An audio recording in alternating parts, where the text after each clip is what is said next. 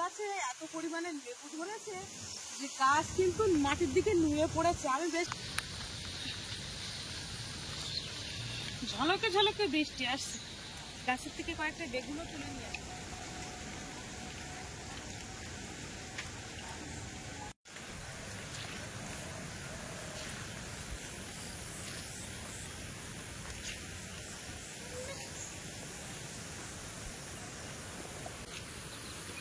Good morning বন্ধুরা, শুভ সকাল। তো সবাই কেমন আছো? আশা করছি অনেক ভালো আছো।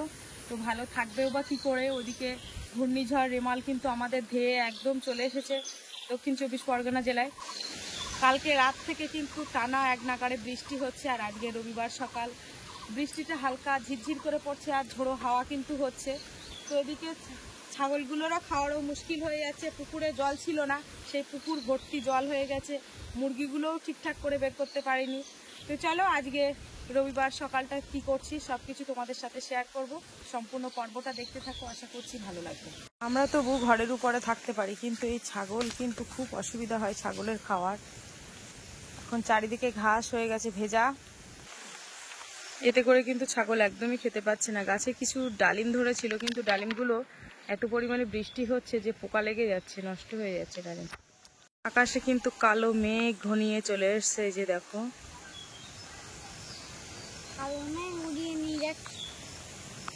2010 সালে যখন আয়লা হয়েছিল ঠিক পরিস্থিতিটা কিন্তু এরকমই ছিল। সকাল থেকে একদিন আগে থেকে টানা বৃষ্টি, সকাল থেকে ঝোড়ো হাওয়া, তার সাথে হালকা বৃষ্টি, ঠিক এরকম ছিল। তখন ক্লাস আমি 6-এ পড়তাম, যে আয়লা যখন হয়েছিল।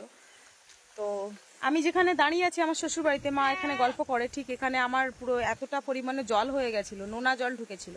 আর আমাদের এই দয়াপুরের নদীবাঁধের অবস্থা খুব খারাপ, একটু হালকা হাওয়া দিলেই ভেঙে যাবে। কারণ আমি আমার নদীর ভিডিওতে তোমরা দেখে বুঝতে পারো যে কতটা পরিস্থিতি খারাপ। এবার ঝড়টা নাকি বুলবুল, আমফান এদের থেকেও নাকি বেশি হবে।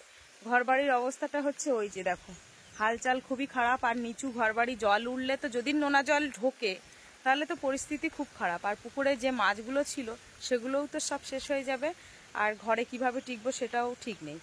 সকালে উঠে মুরগিগুলোকে খেতে দিয়েছি, আর ওদিকে এক গামলা বাসন ছিল সেগুলোও ভিজে ভিজে মেজে নিয়েছি।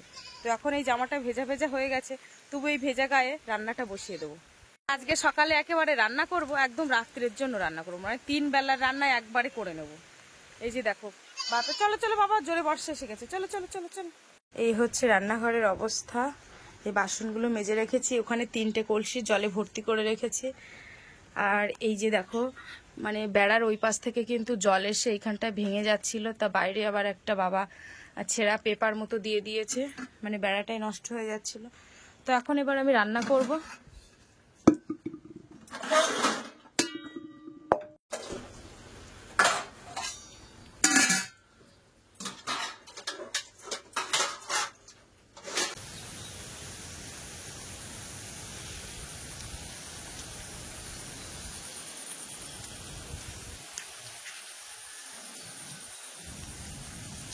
বন্ধুরা, ঝুড়ি নিয়ে কিন্তু শাক তুলতে চলে এসেছে। আর আজকে যা ঝড় বৃষ্টি হবে, জানি না আর শাকগুলো থাকবে কিনা। বৃষ্টিতে হয়তো সব কিছুই তছনছ করে নষ্ট করে দিয়ে যাবে। ওই জন্য লাস্ট দিন অন্তত একটা শাক খেয়ে যায়। আর শাক কিন্তু আমার খুব ভালো লাগে, আর বাপিও সকাল থেকে বলছিল যে শাক তোলো মা। তো সকালে উঠে তখন আর তোলা হয়নি। এই যে খুব সুন্দর কিন্তু এখানে শাক হয়েছে, এই যে বিভিন্ন রকমের শাক, শুধু এক রকমের শাক নয়। এই একটা, এই যে ঘরে ওদিকে রান্নার জন্য সবকিছু গুছিয়ে রেখে এসছে। আজকে ডিম আলু রান্না করব, ডাল করব, আর এই শাক ভাজা করব। আর চাল টাল ধুয়ে সব রেডি করে রাখা হয়ে গেছে। বাপি বললো যে মা তুমি শাকটা তুলে এসো, তাই আবার চলে এসেছি শাক।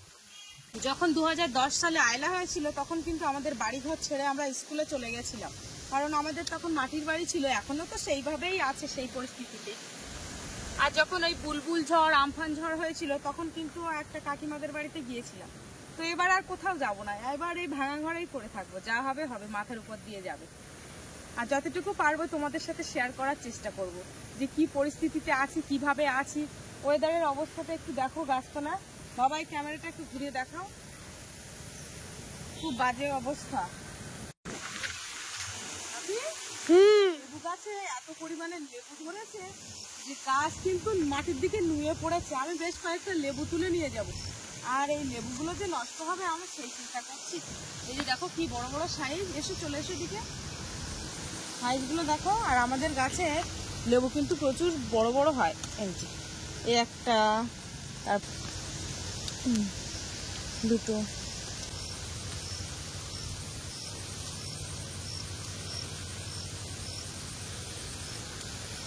তুলে নিয়ে যাচ্ছে। এমনিতে ঝড় হলে হয়তো মানে গাছের নিচে যে পড়ে কি হারে নষ্ট হবে তার কোনো ঠিক নেই। সকাল থেকে পরিস্থিতি খুবই খারাপ।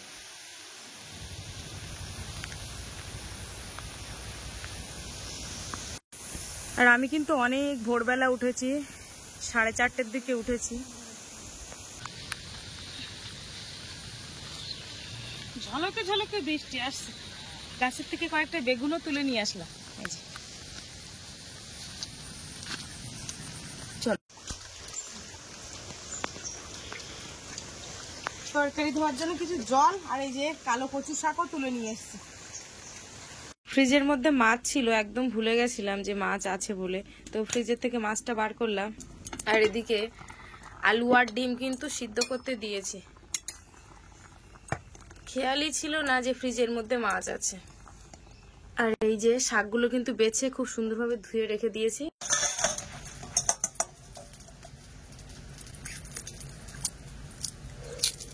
ডিমটাকে ছাড়িয়ে নেব এবার।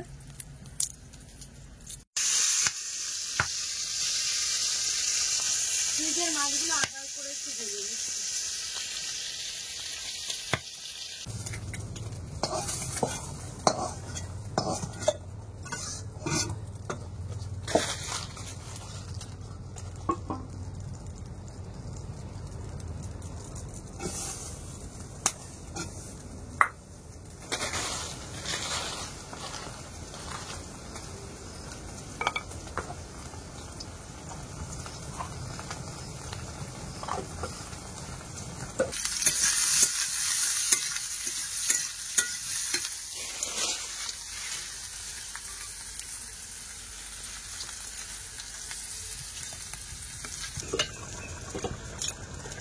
তরকারিটা কিন্তু ঝোল ফুটে উঠেছে, তো মাছ আর ডিম একসাথে দিয়ে দেবো, কারণ কালকে সোমবার, ওই জন্য আর খাওয়া যাবে না।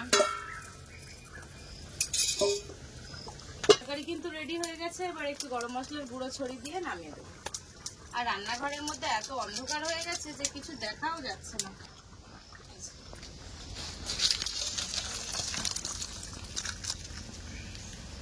এই যে শাক রান্নাও হয়ে গেছে, আর এখানে ডালও করেছি, আর এই যে মাছের তরকারি।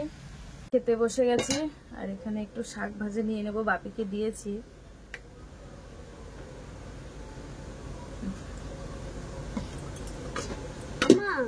বলো, বলছি যে কি শাক দিয়ে ভাজা করেছো? এটা হচ্ছে বিভিন্ন রকমের শাক, কচু শাকের থেকে শুরু করে মাটি পোড়া শাক, তারপরে এর সঙ্গে একসঙ্গে করেছো? একসাথে দিয়েছি। ভালো হয়েছে? ঠিক আছে, সুপার হয়েছে।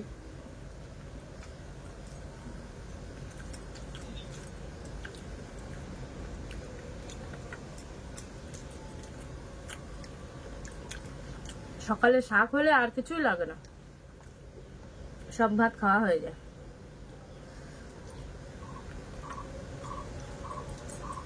কালকের শাকটা অনেক ভালো হয়েছিল, এর থেকে আরো ভালো হয়েছিল না?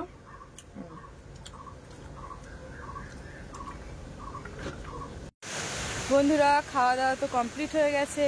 প্রচুর ঝড় হচ্ছে, প্রচুর ঝড়। ওই যে দেখো গাছপালার অবস্থা দেখো, হালকা হালকা বৃষ্টি আর ঝড় আর ঝড়।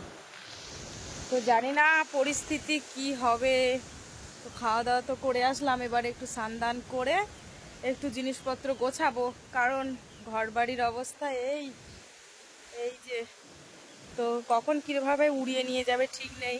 খুব সম্ভবত একটা মানে ভয় হয় কি জানো তো, আমাদের ঘরের পেছন দিকটা একটা নারকেল গাছ রয়েছে। এই যে ওই যে নারকেল গাছটা দেখতে পাচ্ছ, ওই নারকেল গাছটা না ভেঙে পড়ার সম্ভাবনা থাকে। আগের বারে আমফানের সময় এরকম ঠিক সেম একই মানে ভয় পেয়েছিলাম আমরা। তো জানি না কি হয়। তো যাই হোক, আজকে ভিডিওর পর্বটা এই পর্যন্ত। তো এর পরবর্তী অংশ যখন ঝড়ঝাপটা যা হবে সব কিছু তোমাদের সাথে শেয়ার করবো। তো চলো আজকের মতো টাটা, দেখা হচ্ছে নেক্সট পর্বে। যদি বেঁচে থাকি অবশ্যই দেখা হবে তোমাদের সাথে।